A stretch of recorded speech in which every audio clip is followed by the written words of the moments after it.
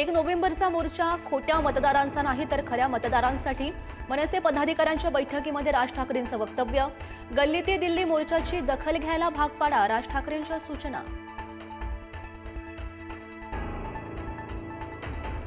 खासदार संजय राऊत यांनी घेतली राज ठाकरेंची भेट। शिवतीर्थवर जाऊन घेतली भेट। 1 नोव्हेंबर रोजीच्या मोर्चाच्या पार्श्वभूमीवर ही भेट घेतल्याची माहिती।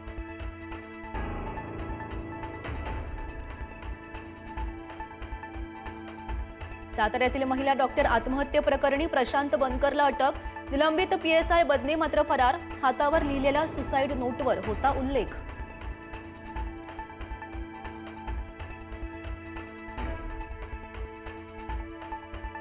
फलटणमधील महिला डॉक्टर आत्महत्या प्रकरणाला नवं वळण।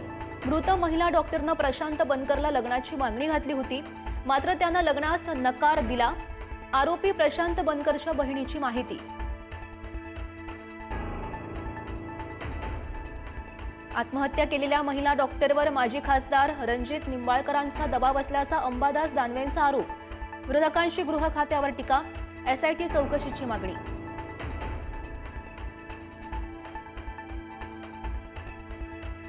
उद्या मुख्यमंत्री देवेंद्र फडणवीस यांचा फलटण दौरा। विविध विकास कामांचं लोकार्पण होणार। जाहीर सभेचंही आयोजन।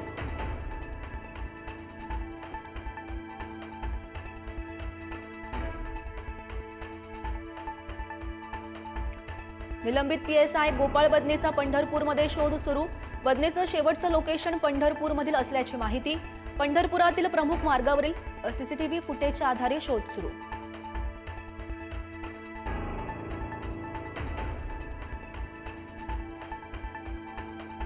उपमुख्यमंत्री एकनाथ शिंदेने घेतली पंतप्रधान मोदींची भेट। मुंबई महापालिकेच्या जागा वाटपाचा तिढा सुरू असताना या भेटीला महत्त्व प्राप्त। मात्र दिवाळीच्या शुभेच्छा देण्यासाठी भेट घेतल्याची शिंदेंची माहिती। मुंबई महापालिकेसाठी भाजपाकडून 150+ टार्गेट। मुंबई महापालिकेमध्ये वर्चस्व प्रस्थापित करण्यासाठी भाजपाकडून आखणी। शिंदे सेनेला 65 ते 75 जागा देण्यास भाजपा अनुकूल असल्याची माहिती।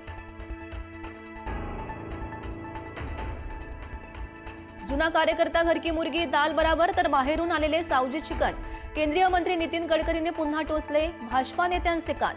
जुन्या कार्यकर्त्यांकडे लक्ष द्या अन्यथा पुन्हा खाली येऊ, गडकरींचा इशारा।